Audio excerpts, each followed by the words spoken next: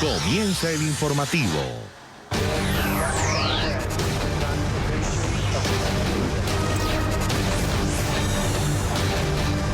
Estados Unidos habría pedido a Japón nominar al presidente Donald Trump al Premio Nobel de Paz. Así lo asegura el diario nipón Asahi, que en una explosiva revelación agrega que la petición la hizo la Casa Blanca en octubre pasado, meses después de la cumbre entre Trump y el dictador norcoreano Kim Jong-un. La publicación contradice al magnate, que este mismo viernes había sugerido que el primer ministro japonés lo postuló por iniciativa propia. Este es el artículo del diario japonés que ha causado revuelo en la prensa internacional. En el texto se citan a fuentes del gobierno nipón no identificadas, quienes habrían asegurado que Trump pidió formalmente a Tokio ser nominado al Premio Nobel de Paz luego de haberse reunido con el líder de Corea del Norte a mediados de 2018. Justamente Trump alardeó esta semana en una conferencia de prensa desde la Casa Blanca sobre su progreso en los diálogos con Corea del Norte.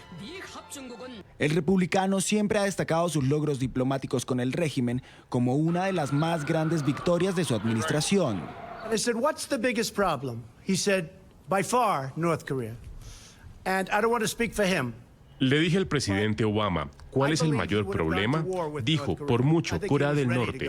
De hecho, dijo que estaba muy cerca de empezar una guerra con Corea del Norte, donde estamos ahora. No hay misiles, ni cohetes, ni pruebas nucleares. Hemos aprendido mucho, pero mucho más importante que todo esto es que tengo una muy buena relación con Kim Jong-un. En esa intervención también aseguró haber recibido una carta por parte del ministro Abe en la que lo postuló ante el Comité Noruego del Nobel para recibir el galardón por sus esfuerzos para conseguir la paz en la península coreana. Sin embargo, la publicación contradijo al mandatario. De hecho, creo que puedo decir esto. El primer ministro Abe de Japón me dio la más bella copia de una carta que envió a la gente que reparte algo llamado el Premio Nobel. Dijo, te he nominado o respetuosamente en nombre de Japón, les pido que te den el Premio Nobel de la Paz. Dije gracias. Muchas otras personas también piensan así. Probablemente nunca lo conseguiré, pero está bien. Se lo dieron a Obama y ni siquiera él sabía por qué lo había obtenido. La noticia se conoce a menos de 2 semanas de un nuevo encuentro entre Trump y Kim en Vietnam. El presidente estadounidense ha señalado que espera obtener nuevos avances en esta nueva cita diplomática. Quien fuera la apuesta de Trump para representar a Estados Unidos en la ONU declinó su postulación. Heather Nauert, portavoz del Departamento de Estado, renunció a la nominación luego de que en diciembre el mandatario postulara su nombre para reemplazar a Nikki Haley como embajadora ante Naciones Unidas. En un comunicado, Nauert afirmó que la decisión la tomaba por motivos familiares. Sin embargo, un artículo del diario The Washington Post señala que esta determinación estuvo motivada por algunas irregularidades dentro del entorno familiar, como la contratación de una niñera jamaiquina que no contaba con el permiso de trabajo necesario. Además, se le habría pagado a la mujer en efectivo sin declarar impuestos. El secretario interino de Defensa de los Estados Unidos, Patrick Shanahan, dijo que aún no ha determinado si un muro fronterizo con México es una necesidad militar. Aseguró además que aún no está claro qué cantidad de dinero del Pentágono se usaría para su construcción después de que el presidente Donald Trump declarara el viernes una emergencia nacional en un intento por financiar la barrera sin la aprobación del Congreso. Esta figura le permite al mandatario usar ciertos fondos del Departamento de Defensa para levantar la valla. Northern Command, working with Joint Staff, do a mission analysis of the border. El Comando Norte, trabajando con personal conjunto, tiene una misión de análisis de la frontera basado en la afluencia de drogas o de personas. ¿Cómo asignaría al personal del Departamento de Defensa, Guardia o Reserva para que apoye al Departamento o al Departamento de Seguridad Nacional en general en un grupo de trabajo? Se ha determinado que entraré y revisaré ese análisis. Ahora se ha declarado la emergencia. Basándonos en eso, podemos hacer una evaluación de lo que sería apropiado.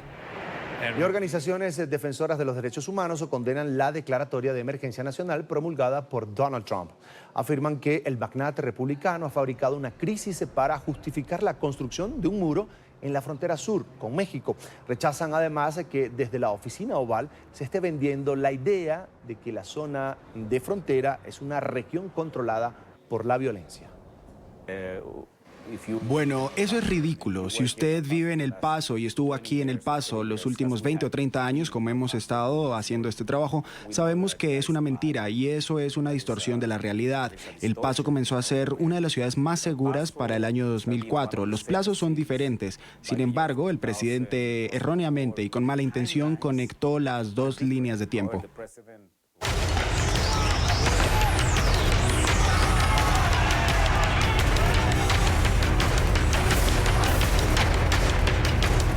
Congresistas de Estados Unidos recorren este domingo la frontera en Cúcuta, nororiente de Colombia. La delegación está integrada por los legisladores republicanos por Florida, Marco Rubio y Mario Díaz Balart, además del embajador estadounidense ante la Organización de los Estados Americanos, Carlos Trujillo.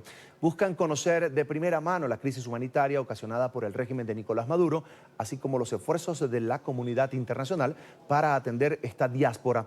NTN 24 está en el lugar de la noticia con Jorman Leal. Jorman.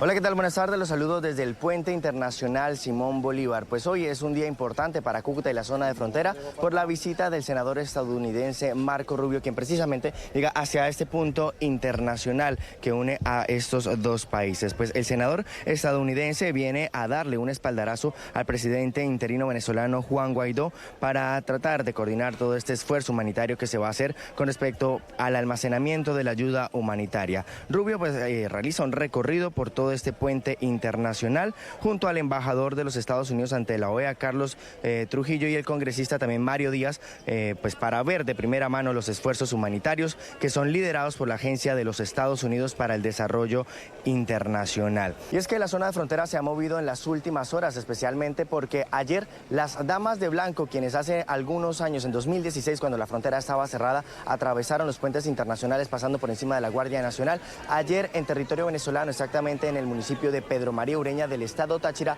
nuevamente marcharon en frente de la Guardia Nacional Bolivariana, llegaron hasta inmediaciones del puente de Tienditas o el puente de la Unidad, pero del lado venezolano, exigiéndole a los guardias que se unieran a esta noble causa de la ayuda humanitaria. Bastante tedioso, bastante complicado, pero aquí estamos y no nos van a doblegar. Nosotros venimos de Rubio, estado Táchira, el municipio Junín, ¿sí? Más de 200 docentes activos y jubilados de dependencia nacional, estatal y municipal. Nos dirigimos acá a poner nuestra voz para solicitar la ayuda humanitaria. Este puente internacional ha visto diferentes manifestaciones, como la del pasado viernes, cuando unos docentes del diferentes estados de Venezuela viajaron hasta este punto con banderas y pancartas para exigirle al régimen de Nicolás Maduro que necesitan que la ayuda humanitaria ingrese prontamente a territorio venezolano. Pues está la información que les presentamos desde el puente internacional Simón Bolívar en la frontera entre Colombia y Venezuela. Para NTN 24, Jorman Leal, continúen ustedes en nuestro Centro Internacional de Noticias. Jorman, y en entrevista con el programa Efecto Naín de NTN 24, el presidente encargado Juan Guaidó aseguró que el proceso para alcanzar una transición en Venezuela avanza por buen camino. El mandatario interino también reiteró su postura ante una eventual intervención militar. Presidente, ¿cuál es la mayor amenaza contra el proceso que usted preside, que usted lidera? ¿Qué puede descarrilar esto? ¿Qué puede hacerlo fracasar? La desunión, la desesperanza o el miedo. El miedo que todavía sufren algunos sectores, por ejemplo, para no terminar de dar el paso y reconocer a la Constitución. En el caso, por ejemplo, de las Fuerzas Armadas, el miedo que paraliza a algunos sectores a no dar un paso más para presionar, para ejercer su rol como ciudadanos y protestar en algunos sectores, pero cada vez lo vamos venciendo más. Por eso el rol es de articular, de unir, porque mientras nos mantengamos unidos, articulados, movilizados y a la vanguardia, creo que es un proceso indetenible. Pero la presión máxima, presidente, la presión última es la intervención militar. Y usted sabe que ese es un debate que hay todo el tiempo. Todos los países de América Latina han dicho que ellos no apoyan esa idea. El presidente Trump y los Estados Unidos siempre insinúan que esa posibilidad está sobre la mesa. La intervención militar para sacar al gobierno de Maduro y su gente del poder, ¿usted está de acuerdo con eso o no? Mira, Moisés, nosotros haremos todo lo necesario para que con 4 elementos, 4 variables muy claras, sin costo social o poco costo social, que genere gobernabilidad, que genere estabilidad al país y que nos permita atender la emergencia, que abra paso a una elección libre. Porque recordemos algo, como presidente encargado también soy comandante en jefe de las Fuerzas Armadas. Entonces, cualquier decisión que tomemos los venezolanos de manera soberana tendrá que ver con esa solución y ese cese de la usurpación. Y debemos contemplar, por supuesto, todas las presiones posibles, responsablemente. ¿Cuánto dura esto, esta transición? ¿Cuánto tardará en irse Maduro y sus compinches? Mira, a mí me encantaría, Moisés, que nunca hubiese vivido en dictadura mi generación, ¿no? Pero si evaluamos las variables que pudieran desencadenar una transición o pudieran desencadenar un cambio político en regímenes autoritarios, dictatoriales, creo que tenemos todos los elementos. Mayoría popular, respaldo, movilización, ejercicio de la mayoría. Así que ¿cuánto falta? Creo que falta muy poco si logramos mantener la unidad, mantener la unión y mantenerse movilizados en torno a una ruta que hemos establecido muy claramente, que es cese de usurpación, gobierno de transición y elecciones libres. Vea la entrevista completa hoy domingo en el programa Efecto Naim de NTN 24 a las 18 horas de Bogotá, Lima y Quito, la misma hora en la costa este de los Estados Unidos. Avanzamos. Entre tanto, el canciller del régimen venezolano confirmó que, según él, sí ha habido acercamientos con Estados Unidos. Jorge Arreaza afirmó, sin aportar mayor información, que delegados de Maduro se han reunido en al menos 2 oportunidades con el enviado especial de la Casa Blanca para la crisis en Venezuela, Elliot Abrams. A inicios de esta semana, durante una comparecencia ante el Congreso, Abrams había afirmado que el tiempo se le estaba acabando al régimen de Nicolás Maduro. En Cuba, las Fuerzas Armadas Revolucionarias expresaron su respaldo al régimen de Venezuela en ceremonias en cuarteles difundidas por el noticiero estatal. Este fin de semana, miembros de las FARC, vestidos de verde militar, suscribieron actas de respaldo a Nicolás Maduro, cuyo segundo mandato es desconocido por más de medio centenar de países. La dictadura cubana ha sido un aliado histórico del chavismo, mientras la oposición venezolana ha denunciado la fuerte presencia de militares cubanos en la nación suramericana. Hoy todos los cubanos, en especial los combatientes de las Fuerzas Armadas del Estado Mayor del Ejército Central, reafirmamos ante todo y denunciamos la injerencia norteamericana en los problemas internos de una nación independiente que no va a ser socavada por esta actitud, creo que prepotente del gobierno de los Estados Unidos. Tener agua potable en Venezuela es un lujo desde hace varios años. Los racionamientos impuestos por el régimen de Nicolás Maduro afectan al 82% de los venezolanos, según organizaciones independientes. Los ciudadanos recurren a quebradas para obtener el líquido vital, lo que conlleva riesgos para su salud. Se volvió una práctica común. Hace ya como 3 años que solo nos entra agua 2 días a la semana. El resto de los días tenemos que vivir con la que almacenamos en los tanques del edificio y tenemos media hora de agua en la mañana, media hora de agua de mediodía y media hora en la noche. El agua que corre de la montaña Guaraira Repano en Caracas se convirtió en la única fuente de líquido para miles de venezolanos. Venimos a buscar siempre el agua porque no tenemos los recursos para pagar un botellón de agua. Y como está la situación ahorita del país, verdad que es imposible uno. Se organizan en grupos. El objetivo es que todos los habitantes de un mismo edificio asuman la responsabilidad de recolectar y transportar los envases llenos. En otras ciudades como Valencia han optado por bañarse con el agua de lluvia ante la ausencia de distribución del servicio. La obtención del líquido representa un riesgo para la población. Es agua no tratada que podría estar contaminada.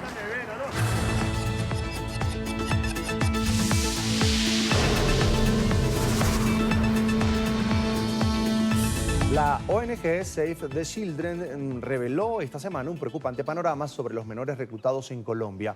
Entre 1985 y enero de 2019, 7.398 niños y adolescentes han sido víctimas de este delito. El ELN y las disidencias de las FARC, entre los grupos armados responsables de su reclutamiento. El reclutamiento de menores por parte de grupos al margen de la ley sigue siendo una preocupación para organizaciones que luchan por su defensa al impedir el libre desarrollo y afectar su diario vivir. A través de la inteligencia militar o el traslado de armas pequeñas u otra serie de acciones dentro de la guerra han sido parte de lo que en este momento se está realizando. Una tarea que para Save the Children requiere un mayor compromiso por parte del gobierno con la firma del protocolo de escuelas seguras en defensa de los menores. El llegar a las escuelas para hacer, digamos, algo de reclutamiento y amenaza de los profesores. Está el tema también del sembrado de minas que todavía sigue existiendo. Aunque no hay cifras concretas, el ELN es el mayor reclutador, seguido por las disidencias y el Clan del Golfo. El reclutamiento siempre es forzado. Un flagelo que para la ONG también preocupa ante el aumento de menores venezolanos que son reclutados ante la grave situación en el país vecino. Alicia Edith encarna el drama de muchas madres colombianas que sufren la pérdida de sus hijos por culpa del reclutamiento forzado. Dice que la huella de la guerra es imborrable.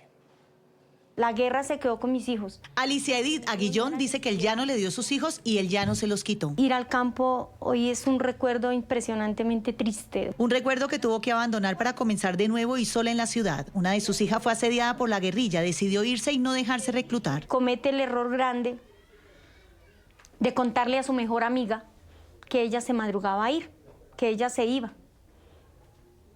Y a las 11 de la noche llegaron a matarla. Su hijo de 5 años también murió. Como la guerrilla entraba borracha y tomaba y echaba tiros y en una de esas pues cayó mi hijo. El niño tenía 5 años. Su amor de mamá le dio la fuerza para meterse al corazón del campamento guerrillero en la Julia Meta y rescatar a uno de sus hijos que fue reclutado años atrás cuando era un niño. Porque eso a mí nunca me lo van a perdonar. Hoy se siente sola. Me duele muchísimo. Un joven que dice fue marcado por la guerra. Tiene esquirlas de bala en una columna, en las piernas, vive prácticamente en el olvido. En su corazón carga el duelo de 3 hijos, pero también la esperanza del perdón. Que aunque me mataron a mis hijos, que me acabaron una vida, yo tengo la esperanza de seguir adelante. Y el gobierno haitiano quiere rebajar la tensión de los últimos 10 días de protestas sociales. El Ejecutivo, a través del primer ministro, señaló estar dispuesto a iniciar un proceso de diálogo con la oposición política, además de anunciar diferentes medidas como la reducción de los precios de los alimentos, la discusión de un aumento del salario mínimo y la reducción, además, de los gastos de la administración pública. Desde el pasado 7 de febrero, miles de personas se volcaron a las calles a pedir la dimisión del presidente Jovenel Moïse por la precaria situación económica y la corrupción que azota a la nación caribeña. Otro que al parecer abrió canales hacia un proceso de diálogo es el régimen de Nicaragua. Daniel Ortega y su esposa Rosario Murillo se reunieron con representantes del sector empresarial para buscar soluciones a la crisis económica que atraviesa Nicaragua. Aunque no se revelaron mayores pormenores, al encuentro también asistió el cardenal Leopoldo Brenes, arzobispo de Managua, la capital. Esta reunión se registra 2 días después de que se reanudaran también las conversaciones entre el régimen sandinista y la OEA. Y en Miami, la diáspora de mujeres nicaragüenses denuncia que opositoras detenidas por el régimen de Daniel Ortega están siendo torturadas. Muchas de ellas son acusadas de terrorismo por participar en protestas contra el gobierno. Bajo condiciones deplorables se encuentran cientos de prisioneros políticos en Nicaragua. Decenas son mujeres que llevan hasta 8 meses detenidas, enfrentando constantes violaciones a los derechos humanos, que incluyen maltrato físico y psicológico. Bueno, ellas están en La Esperanza, la mayoría de ellas, y en el Chipote se nos encuentra la periodista Lucía Pineda. Tenemos ya batallando con esto más de 8 meses, son más de 50 mujeres las que están presas. Es la primera vez en la historia de Nicaragua que tenemos tanta cantidad de mujeres presas políticas en el país. La oposición al gobierno de Ortega ha sido el motivo de las detenciones. A algunas de ellas no se les ha permitido siquiera contar con la posibilidad de obtener legítima defensa. Los primeros 3 días estuvo en auxilio judicial El Chipote, que es un centro de tortura prácticamente donde llevan a los presos para hacerles interrogatorios. Mi madre en su caso estuvo en ropa interior, durmiendo en el piso, sin un gramo de comida, sin nada, y hasta el 3er día la pasaron a La Esperanza, que es la cárcel de mujeres. Mi mamá no ha tenido ninguna audiencia, no ha visto un juez, no ha podido ni siquiera ver a su abogado defensor, se le han negado todos sus derechos, no solo como persona y como ser humano, sino también como reo. Hay reportes de aislamiento, mala alimentación, celdas oscuras sin ventilación y fuerte vigilancia durante las visitas familiares. Esas son algunas de las condiciones que enfrentan las opositoras. Bueno, en estos momentos muchas de ellas están con cargos, ya fueron sentenciadas. Muchas de ellas vienen desde 4 años hasta los 15, 20 años de prisión de manera injusta. Vejámenes, algunas de ellas han reportado violaciones, otras golpes. Por ejemplo, la periodista ha tenido que recoger sus heces fecales con las manos porque no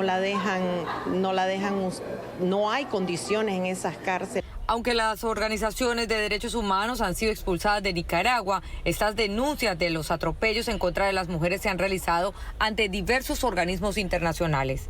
A principios de este mes se reportaron agresiones por parte de grupos paramilitares a líderes opositoras. Al menos 8 de ellas fueron golpeadas y sacadas de sus celdas. Desde las manifestaciones que comenzaron el año pasado en contra del gobierno de Daniel Ortega, han habido más de 700 presos políticos en cárceles de Nicaragua. Algunos de ellos incluso han sido acusados de terrorismo bajo la aprobación de una polémica ley en la cual hay sentencias hasta de 20 años en prisión. Desde Miami informó Paola Serna para NTN 24. En Estados Unidos, una pasajera fue arrestada luego de haber sido retirada de un avión por protagonizar un escándalo. Los demás ocupantes de la aeronave comercial grabaron a la mujer identificada como Valerie González mientras se quejaba porque había quedado ubicada justo al lado de un menor de 3 años. La mujer de 32 años se levantó de su silla y se dirigió a otro asiento sin la autorización de la tripulación. Desde allí comenzó a proferir insultos contra el resto de los pasajeros. Cuando fue abordada por la policía, admitió haber tomado durante todo el día. La mujer fue acusada de agresión y le fue impuesta una fianza de $1,000. But I get kicked off. Okay. All right. Tape this. Who's taping this? Who's taping this? All y'all. No. Y Airbus anunció esta semana el fin de la producción de su gigante A380. La compañía aeronáutica europea informó que la decisión obedece a una reducción de pedidos y destacó que los últimos ejemplares del majestuoso avión serán entregados en 2020. El fabricante aeronáutico europeo Airbus anunció el jueves que dejará de producir su Super Jumbo A380, el avión de línea más grande de la historia de la aviación. La compañía se vio obligada a poner fin a la producción de su buque insignia después de que el principal cliente del avión, la aerolínea del Golfo Emirates, redujera su cartera de pedidos.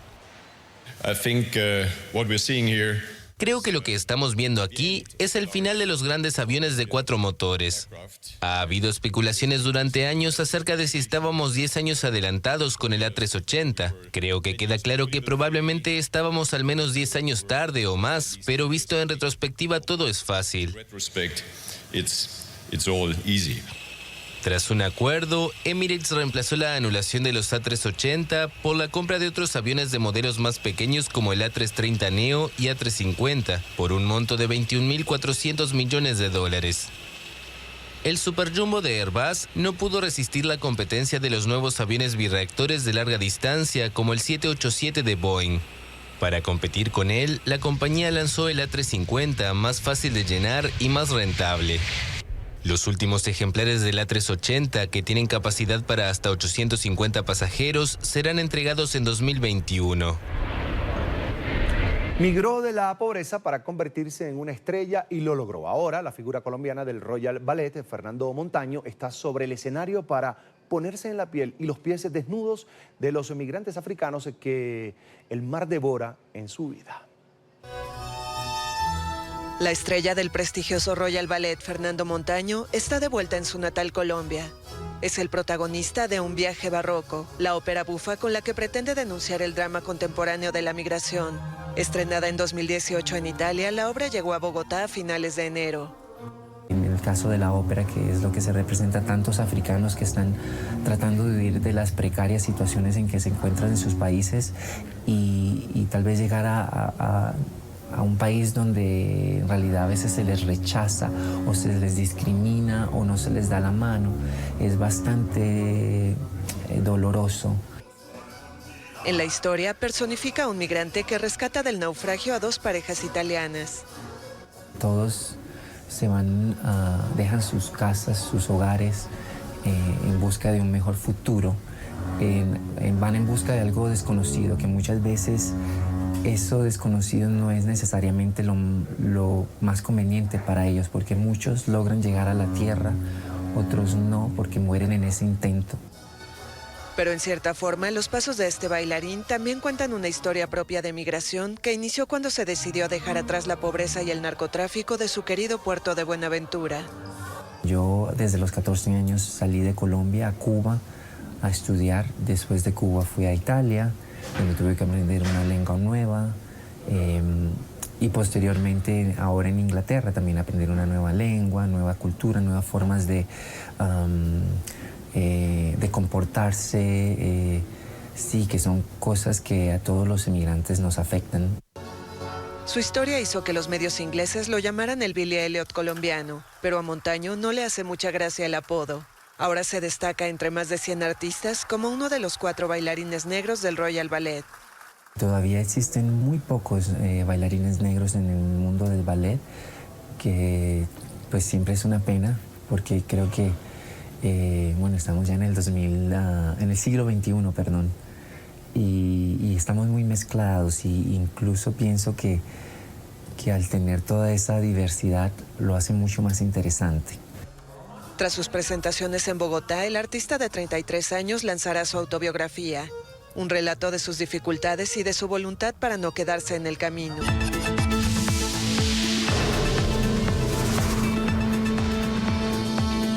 El autodenominado Estado Islámico está al borde de la derrota en Siria. Los combatientes respaldados por Estados Unidos están listos para capturar el último y pequeño enclave del grupo terrorista en el Éufrates, según dijeron las fuerzas democráticas sirias, que aseguraron haber arrinconado a los extremistas en un barrio de una aldea cercana a la frontera iraquí bajo fuego constante. Ellos están en un espacio de 700 metros y están rodeados. La razón que nos hace frenar un asalto a este vecindario es la presencia de civiles y su uso por parte del grupo terrorista como escudo humano. Los yihadistas del autodenominado Estado Islámico en Siria están atrapados en el último kilómetro cuadrado de los territorios que antes solían controlar. Saludamos a esta hora a nuestro jefe de misión, Nicolay Abril. Nicolay, es un gusto. ¿Cómo fue el ascenso y la caída de este grupo terrorista? Hola Carlos, ¿qué tal? Gracias, muy buenas tardes para usted. El grupo terrorista Estado Islámico ha existido bajo varios nombres durante más de 15 años. Las semillas de la organización se sembraron en 2003 durante la invasión de Irak liderada por Estados Unidos, que terminó derrocando a Saddam Hussein. En 2014 la organización yihadista tomó al mundo por sorpresa. Los yihadistas, que operaban bajo el nombre de Estado Islámico de Irak y el Levante, proclamaron un califato liderado por Abu Bakr al-Baghdadi en todo el territorio secuestrado por el grupo en Siria y en Irak. El grupo se rebautizó como Estado Islámico. Los tremendos ataques contra sus enemigos jurados, tanto cercanos como lejanos, junto con las terribles imágenes de los rehenes asesinados, se convirtieron en el sello de las tácticas del grupo. En su apogeo, el llamado califato cubría un área del tamaño de Gran Bretaña y tenía 2 capitales de facto, Raqqa en Siria y Mosul en Irak.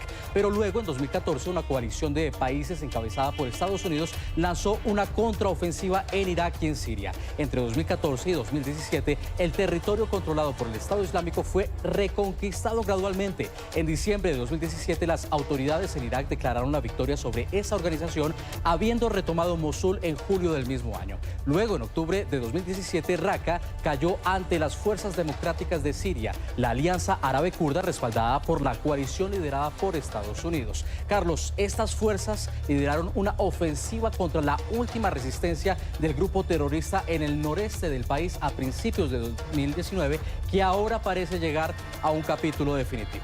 Fíjese, Nicolay, a propósito de este grupo terrorista, el presidente estadounidense Donald Trump le dio un jalón de orejas a la Unión Europea y urgió además a este bloque a recibir a los mercenarios del autodenominado Estado Islámico que han sido capturados. El mandatario aseguró que de lo contrario se vería obligado a liberar a 800 detenidos de esa organización. Estados Unidos solicita al Reino Unido, Francia, Alemania y otros aliados europeos que reciban a más de 800 combatientes del Estado Islámico que hemos capturado en Siria y los sometan a juicio. El califato está a punto de caer. La alternativa no es buena, ya que nos veremos obligados a liberarlos. Y luego de 3 meses de protestas sabatinas, los chalecos amarillos cambiaron su agenda. Y este domingo se les vio manifestarse pacíficamente en los alrededores del Arco de Triunfo en París. La movilización se llevó a cabo para conmemorar las ya 14 semanas de protesta social en contra de las políticas económicas del presidente Emmanuel Macron. Y durante el tradicional rezo del Ángelus, el Papa aseguró que la cumbre sobre pederastia, que iniciará el próximo jueves en el Vaticano, es un acto de responsabilidad. Francisco se refirió a la histórica reunión desde la Plaza de San Pedro, un día después de la expulsión del sacerdocio del arzobispo emérito de Washington, Theodore McCarrick, acusado de haber abusado de un monaguillo de 16 años en la década de los 70, entre otras personas. Queridos hermanos y hermanas, de jueves a domingo se celebrará en el Vaticano una reunión de los presidentes de todas las conferencias episcopales sobre el tema de la protección de los menores en la Iglesia. Los invito a rezar por este acontecimiento que he querido como un acto fuerte de responsabilidad pastoral ante un desafío urgente de nuestro tiempo. Y en Londres, la tumba de Karl Marx fue vandalizada por segunda vez. La escultura, que se encuentra en el cementerio de Highgate de la capital inglesa, amaneció pintada con grafitis para denunciar el llamado holocausto bolchevique. Sobre la pieza escribieron frases que califican su legado de ideología de la hambruna o doctrina de odio. El pasado 2 de febrero, la tumba del filósofo alemán había sido dañada y golpeada con un martillo. Y en Madrid, la Comisión de Ayuda al Refugiado reveló los datos sobre asilo y refugio con los que cerró el año 2018. Esta información demuestra que los venezolanos son los que más solicitudes presentan por tercer año consecutivo, superando a países como Colombia y Siria. Marcelo Moncayo, nuestro periodista en Madrid, tiene el reporte. Hola, ¿qué tal? Saludos para ustedes desde Madrid, amigos televidentes. Desde la Comisión Española de Ayuda al Refugiado se presentaron este día las últimas cifras en materia de asilo y refugio. Según esta información, la comunidad de venezolanos es la que más solicitudes presenta aquí en España. Las peticiones de asilo presentadas en España continúan en aumento. Durante el año 2018, las solicitudes presentadas por venezolanos ocuparon por tercer año consecutivo el primer lugar, pasando de 10.350 en el 2017 a 19.280 el año pasado, superando a países como Colombia y Siria, que ocupan el segundo y tercer lugar respectivamente. De nuevo, Venezuela vuelve a ser el primer país de origen de los solicitantes, con más de 19.000 solicitudes, pero a la vez es una de las nacionalidades con más porcentajes, con más peticiones denegadas. Es decir, solo ha habido 30 resoluciones favorables para personas procedentes de Venezuela. Las solicitudes presentadas por ciudadanos colombianos sufrieron un incremento considerable, pasando del tercer puesto al segundo el año 2018. Estas ascendieron de 2.460 en el 2017 a 8.650 el año pasado, de las cuales fueron denegadas 775 y aprobadas 50. La matanza en el año 2018 de líderes sociales y sindicalistas en Colombia continúa, la semana pasada, creo que nos informaron los compañeros del programa asturiano de defensores. El grosso de las solicitudes de protección interna de Colombia tienen que ver en su mayoría, por lo menos en lo que nosotros atendemos el servicio jurídico con la llamada falsa paz. Honduras, El Salvador y Nicaragua están también entre los 10 primeros países con más solicitudes de asilo presentadas en España. Televidentes de NTN 24 y la Comisión Española de Ayuda al Refugiado quiere desmontar la tesis de algunos partidos de extrema derecha que aseguran que la llegada de inmigrantes a este país es un riesgo para sus ciudadanos. Las solicitudes de asilo, según el CEAR, solo representan el 0.1% de la población.